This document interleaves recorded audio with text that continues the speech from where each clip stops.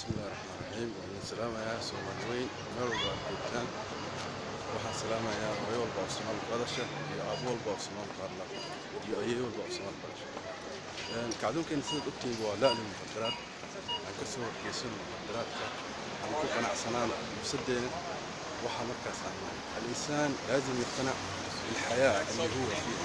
إذا أنت مش مقتنع بالحياة اللي أنت فيه يكون إيمانك ضعيف هيكون إيمانك ضعيف والله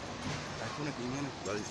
marka waa inaad ku qanacsanaataa nolosha aad ku jirtid waa inaad iska sabartaa wax walba guri walba waad gaaraysaa maahan oo keliya inaad islaamo isticmaal muqaddaraad isticmaal wax walba soo dhig raayis soo dhig inaad isticmaalaan iimaanka alla adkaysto maanta halkaan aan usoo baxay hadhow aan rabaa si fiican aan iga soo hadlo waxaan rabaa supermarketka inaan tago waxoogaa wax aanan alaaba yar yar aan soo gato oo kadibna xaggaas aan tago marka nafsadda waa la iskaga raaxayaa waa la soo baxaa waa la wareegaa nafsadda laguma raaxayo keliya raayis waxyaalo kale laguma raaxayo nafsadda wax walbaa loogu raaxayo sidaad arkaysaan haddaan soo galayaa supermarketka أروح أشوفه ومين عبد الله وعليكم السلام عليكم كل يوم وأنا مع المنت ألف عن عند فرح بعنان هذا حسوق السوبر ماركت كده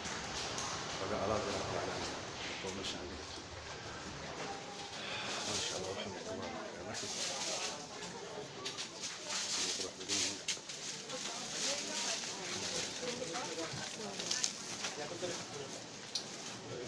عادي بس ما بس إذا أنت ضميرك بيسمح لك 7 15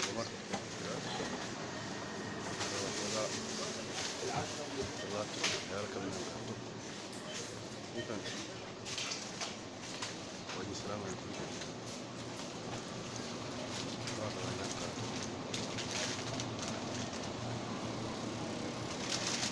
يعني